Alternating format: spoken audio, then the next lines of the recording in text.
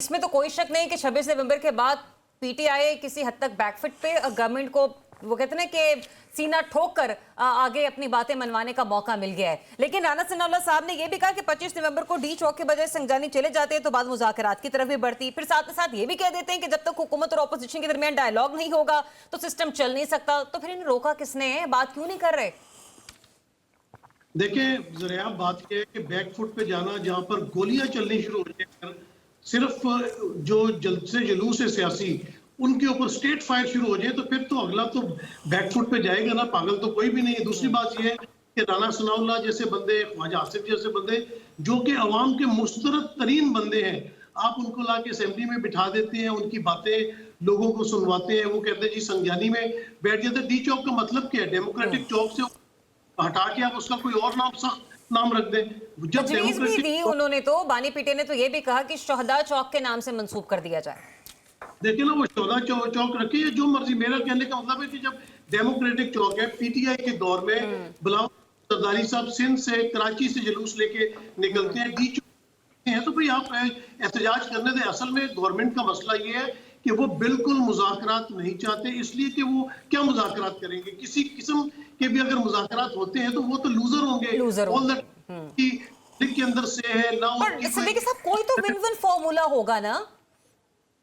नहीं, win win formula तो यही है कि बात तो एस्टेब्लिशमेंट से ही होगी। एस्टेब्लिशमेंट ही बात करेगी, पीटीआई बात करेगी, क्योंकि दोनों के जो है वो ताकत का महवर है। एक के पास ऐसे ताकत है, बंदूक की ताकत, हुक्मरानी की ताकत है, दूसरे के पास अवाम की ताकत है। तो जब तक ये दोनों बैठ के मामले को हल नहीं करेंगे, हुकूमत के पास तो कुछ नहीं है ना।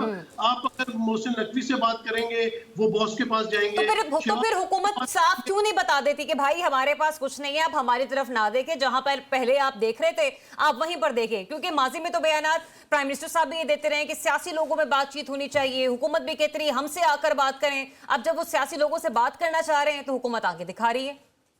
जरा आप साफ छुपते भी नहीं, सामने आते भी नहीं। वो तो टोटल उनकी लूजिंग पोजीशन है ना। हुकूमत तो किसी भी सूरत नहीं चाहेगी कि मुज़ाकरात, तो मुज़ाकरात में क्या होगा, नए इंतखाबात आ जाते हैं, जुडिशियल कमीशन बनाया जाए, इलेक्शन ट्रिब्यूनल ऑन किया जाए। जब भी बात आएगी तो चोरी इनकी पकड़ी जाएगी। जब इनकी चोरी पकड़ी जाएगी तो ये कब चाहेंगे कि भाई इनकी किसी तरह मुज़ाकरात शुरू हो और चोरी पकड़ी जाए? बात यह कि दोनों जो बड़े फरीक हैं उनको आमने सामने आना पड़ेगा और एक एक कदम पीछे भी हटना पड़ेगा। क्योंकि पाकिस्तानी ने बात की कि नफरत इतनी बढ़ चुकी है कि आपस में पाकिस्तानी हो गए एक दूसरे की शक्ल देखने के रवादार नहीं है। थोड़ी रवादारी। आज अता तारड़ साहब ने एक बड़ी अच्छी बात की जो कि एक हद तक मैं उसको अग्री करूंगी, जिसको इन्होंने कहा कि इन्होंने तो हमारी शादियों में लोगों को आने से मना करने की भी बात कर दी थी। तो इसमें कोई शक नहीं है कि बासी में बड़ी तलखी रही है बयानात में पाकिस्तान तहरीक इंसाफ के। जी बिल्कुल, दोनों तरफ से ही रही है। कोई मतलब अता तारड़ साहब ने कोई अच्छी बात आज आपको लग गई है, लेकिन वो नहीं, मैं अच्छी इस पॉइंट ऑफ व्यू से कह रही हूँ कि मतलब तलखियां उन्होंने इतनी बढ़ा दी कि मतलब कोई अब देखें नसीम सिद्दीकी साहब की भी तो तलखी देखें ना। अच्छा, ये बड़ी मजे की बात है। रुजवान रजी प्यारे भाई है कि हाजी जाए ना, इनको अगर कोई मारने लगे तो ये हंसना शुरू कर देते हैं आगे से। बड़ा ज़रफ़ है इस बात का। लेकिन बात ये है कि देखिए तलखियां दोनों तरफ से, किसी तरफ से भी। जब पीटीआई की गवर्नमेंट थी, जिस किस्म की प्रेस कॉन्फ्रेंसेस होती थी और जिस तरह जनी होती थी, अब वो इनको कहते हैं ना, they have to face the music now. अब वही चीजें अपना ख्वाजा आसिफ, राणा सनाउल्लाह आना भी आ गए, तो ये तलखियां भी कम करनी। ख्वाजा आसिफ साहब एक बड़े सीनियर सियासतदान है जिस किस्म की जुमला। नसीम सिद्दीकी साहब, मुझे ये बताइएगा, एक पॉइंट रेज किया था माजिद निजामी साहब ने कि ये मामला अब दो फिरकाइन के दरमियान नहीं रहा, ये सह फरीकी हो चुका है, जिसमें मौलाना है, हुकूमत है और एस्टेब्लिशमेंट है। एक तरफ तो हमें हुकूमती रवैये नजर आते ही आते हैं, लेकिन मौलाना का एतमाद अगर एस्टेब्लिशमेंट की तरफ से भी डगमगाएगा तो फिर बताइए कि पाकिस्तान की सियासी हालत और अपोजिशन के जो इख्तलाफात हैं वो तो मजीद से मजीद तर होते चले जाएंगे, बढ़ते चले जाएंगे। देखिए जरा आप, सबसे बड़ा मसला ये है कि पाकिस्तान के अंदर आइन और कानून का मजाक बना लिया गया है। मुझे याद है हम लोग सब लोग मौजूद थे वहाँ पे, अनवर रजा भी हमारे साथ था, जब तहरीक अदम एतमाद आई थी। उसमें आपने क्या किया, आपने पहले पीटीआई के 20 लोगों को तोड़ा, उनको सिंधा उसमें रखा, उनको दिखा के आपने जो इत्तेहादी थे उनसे कहा कि अगर तुम वोट नहीं दोगे तो हम इनको इस्तेमाल कर लेंगे, और फिर इत्तेहादी उनके साथ मिल गए। आप इनके दो नंबरी कर रहे हैं। फिर उस वक्त सुप्रीम कोर्ट में फैसला किया, जिस तरह डिप्टी स्पीकर ने फैसला दिया, उसके बाद सुप्रीम कोर्ट में गया, आइन की पासदारी हुई और तहरीक अदम एतमाद के ऊपर काउंटिंग कराई। उसके बाद से आपने आइन को मजाक बना लिया, इलेक्शन ले लें आप वफाक के, पंजाब के, आप अपनी मर्जी से मोल्ड करते चले जाते हैं।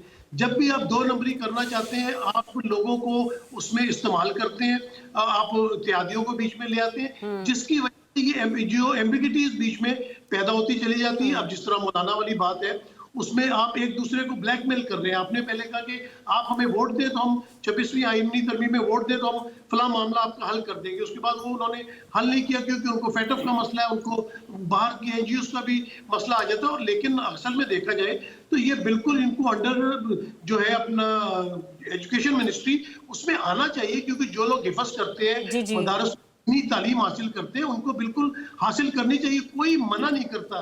लेकिन वो जितने ज़हीन होते हैं, जो लोग हिफ्स करते हैं, वो डॉक्टर क्यों नहीं बन सकते, वो इंजीनियर क्यों नहीं बन सकते, वो बाहर की यूनिवर्सिटीज में जाके तालीम क्यों नहीं हासिल कर सकते, वो अपना बेहतर मुस्तकबिल क्यों नहीं बिल्कुल माशरती जिम्मेदारियां अदा करने से वो कहीं ना कहीं पीछे हमें नजर आते हैं।